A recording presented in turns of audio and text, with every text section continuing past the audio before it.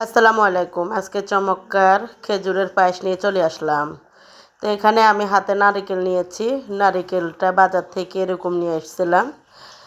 তো এখন নারিকেলটা আমি কাটবো। তো দেখুন নারিকেলটা আমি ফেটে ফেলছি। এখন নারিকেলের ভিতরে হোঁস চলে আসছে। এটা আমাদের ফেনী ডিস্ট্রিক্টের ভাষায় হোঁস বলে। তো যাই হোক অবশেষে নারিকেলগুলো আপনাদের ভাইয়া আমাকে কোড়াই দিচ্ছে। তো সে এক একটা করে নারিকেলগুলো খুব সুন্দর করে কোড়াই দিয়েছে। আর এখান দিয়ে আমি বাদাম ভেজে নিচ্ছি। বাদামগুলো আমি ভালোভাবে ভেজে নিব মিডিয়াম লোতে। তো আমার দেখেন বাদামগুলো ফেটে ফেটে গেছে একদম মিডিয়াম হিটে। খুব সুন্দর করে ভেজে নিচ্ছি। তো এখান দিয়ে আমি বাদাম ভাজা শেষ। এখান দিয়ে আমি চাল পরিষ্কার করে নিচ্ছি। এটা হচ্ছে চিনি গুঁড়া চাল। আজকে আমি চিনি গুঁড়া চাল দিয়ে খেজুরের রসের পায়েস রান্না করতেছি। তো এটা হচ্ছে রস। আমি রসগুলো জাল দেওয়ার পরে কালারটা এরকম আসছে। তো এখানে আমি পাতিলে চালগুলো ঢেলে দিচ্ছি। তো চালগুলো আমি ঢেলে দেওয়া শেষ। এখানে পরিমাণ মতো আগে পানি দিয়ে দিচ্ছি। আমি চালগুলো সিদ্ধ করে নেব তাই।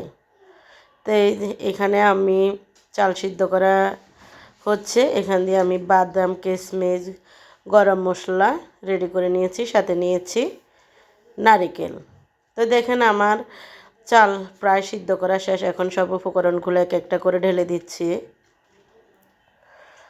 আমার চাল সিদ্ধ প্রায় শেষ। এখন একটু লাড়াচাড়া করে নিচ্ছি। তো এটা হচ্ছে রস। এখন আমি রসগুলো ঢেলে দিচ্ছি।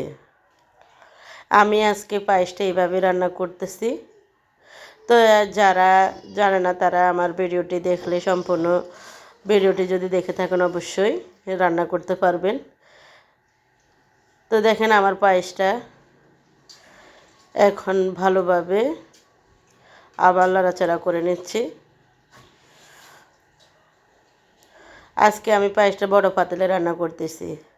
তো কালারের জন্য আমি এখানে পাউডার ঢেলে দিচ্ছি, দুধ পাউডার। আমার কিন্তু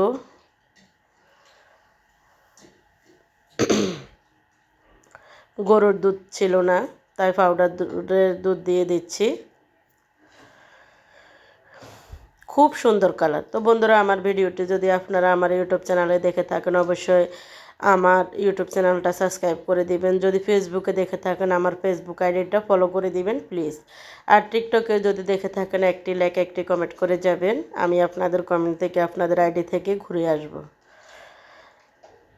তো আপনাদের সাথে আমি কথা বলতে বলতে এখন আমার পায়েস প্রায় রেডি। এগুলা মিডিয়াম হিটে রান্না করতেছি এখন, যেহেতু আমার পাতিলে বড় করে পায়েস রান্না করতেছি তাই ভালোভাবে মিক্স করে নিচ্ছি। এখন এখানে আমি ঢেলে নিচ্ছি।